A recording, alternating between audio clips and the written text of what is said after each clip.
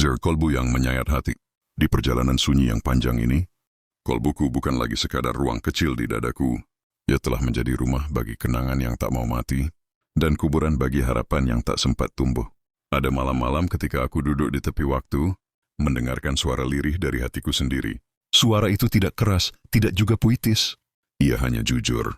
Dan kejujuran itulah yang membuatku tersungkur, karena di dalamnya ada rasa-rasa yang berusaha aku tinggalkan, namun terus kembali seperti ombak yang keras kepala. Aku pernah memeluk seseorang dengan seluruh diriku, dan akhirnya harus belajar melepaskan dengan cara yang tak pernah diajarkan siapapun. Seperti kaca tipis yang jatuh tanpa sengaja.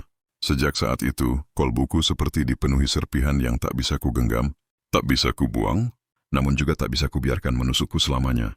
Aku berdamai dengan rasa sakit bukan karena aku kuat, tapi karena aku tak punya pilihan lain selain terus bergerak, meski langkahku pincang oleh kenangan. Ada tanya yang sering berbisik di sudut hatiku. Mengapa cinta harus mengajarkan kehilangan? Mengapa kita harus belajar ikhlas kepada sesuatu yang sebenarnya tidak ingin kita lepaskan?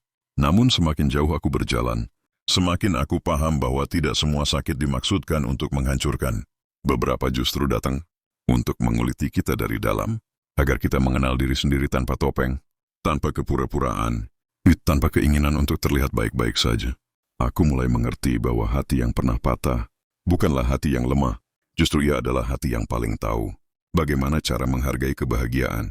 Kadang aku merindukan versi diriku yang dulu percaya pada segala hal dengan mudah, versi yang tidak takut jatuh, tidak takut dikhianati, tidak takut kehilangan.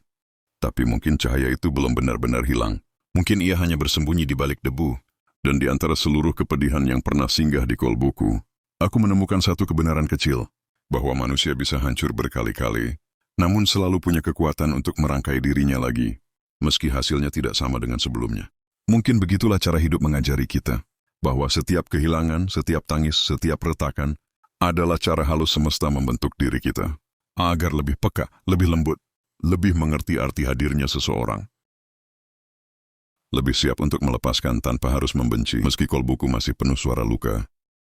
Aku akan melihat kembali perjalanan ini dengan senyum yang tidak pahit, tapi penuh syukur. Yang lebih berani mencintai,